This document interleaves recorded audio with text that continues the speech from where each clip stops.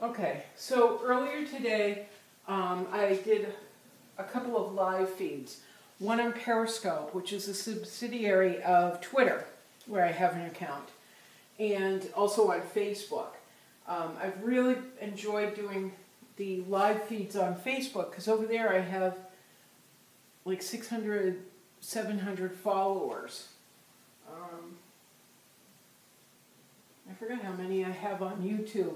But I've been trying to do the live feeds as an option for people, and it's working out. Periscope is a little bit different. I have almost no audience over there, but I'm going to try and build on it anyway. But the videos today were about how I paint. I've gotten several requests from people to asking me to show how I paint. More painting, less talking about crap. So that's what I'm doing today.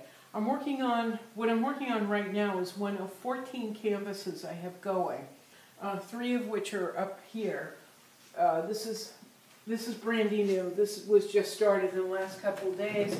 This one I did the basic aerosol shapes on in colors in Fredericksburg, not this past Saturday, but the Saturday before. And then this thing really, I've just started. This little doodad I started in back in Rhode Island. And yeah, and I just decided to pull it out and see if I wanted to work on it some more. My goal is to get 3 paintings done by Saturday. I don't see that happening since today is something. Today is Thursday, and I've been tripping over myself all day long. But that's my goal, to get 3 done. I don't care which 3, but 3 canvases. I've got to get 3 canvases done, so I feel like I'm getting ahead. But what I'm doing right now is this little doodad. The reference material is of 2 women, 2 lesbians, apparently on vacation together. I don't know the particulars other than this woman, this very tall, thin, androgynous woman, was a very famous drag king in the 1920s. And of course, I don't remember her name right now. But I have several reference photos of her. And I picked this one not because they're lesbians or, you know, any great tragic thing besides, you know, the courage involved in just having this photograph taken, or just being themselves, I guess. I love the angles. I love how her head is here. You know, how chop is her shoulder, chop is her arm, chop is her arm. She curves her body in around here. Here's her arm.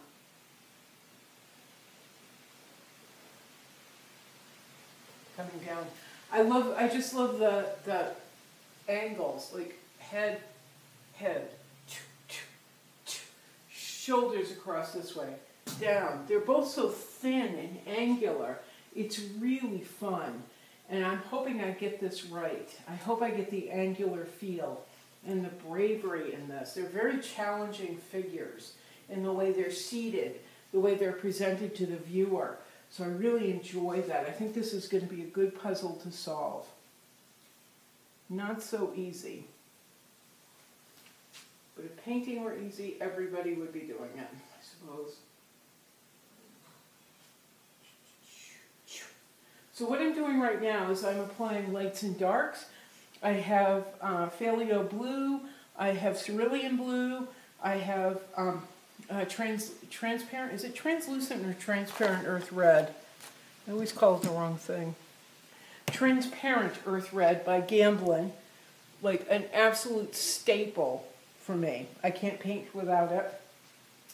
I have titanium buff that I love, Indian yellow by Gamblin, and then of course I have Neo McGilp by Gamblin Artist Colors, and Galkid Light. And Galkid Light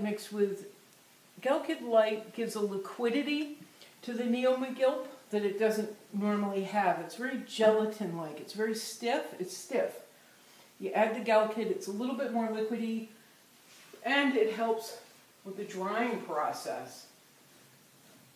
So I'm kind of limiting, I'm limiting my palette right now so I can get just the basics in.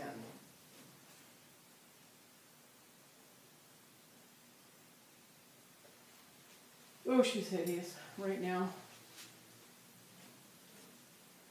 Oh. And this used to intimidate me, showing the ugly parts and the parts that say I don't have no idea what's going on. I kind of do, but I'm not sure. Like right now, it's just, oh, what a, you. Feels like Uncle Fester. But I know from experience at this point, it's going to work out. It's going to be just fine, as long as I keep my colors, my paints nice and thin, and don't take it too seriously.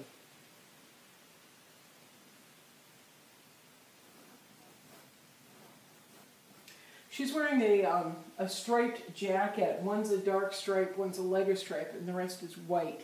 And she's also wearing a white cotton shirt, white pants. This woman is wearing a white, looks like white cotton pants. Could be riding crop pants, but they're definitely white. And I'm using Phthalo blue and titanium white mixed with Neo Miguel and a little bit of Galkid light, so I can add a layer, but without being too definitive. You know, you don't want to fill in what will eventually be white with white off the bat, because then you have no room to move. You don't have another move up your sleeve. That's too thick. I gotta wipe some of it off. But what I want to make sure I can do is when I'm done, like when I'm getting closer to done, I can add whites, and I've got nice darks, dark-ish in comparison to white. I've got darkish colors to play with. I'll add other blues. And then we'll have this really interesting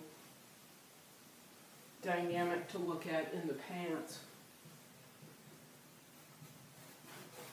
Whereas if you add just stark white off the bat, you've got nowhere to go. You have nothing to play with. Now for me, it's important when I'm painting to make sure that every square inch can be photographed and blown up, and in every square inch that does happen or can happen, you've got an entire balanced painting all on its own. Every single square inch. So there won't be a corner, there won't be a section that cannot be used to produce another painting. If the buyer or the viewer or whomever, poster, decides I would like to do.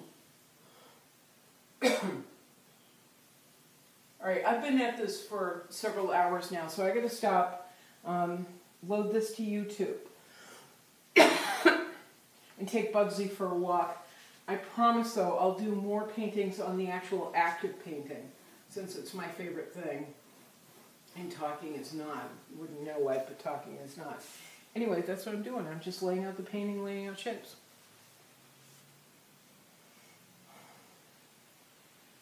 On another canvas, because 14 or 15 at this point aren't quite enough. Anyway, ciao.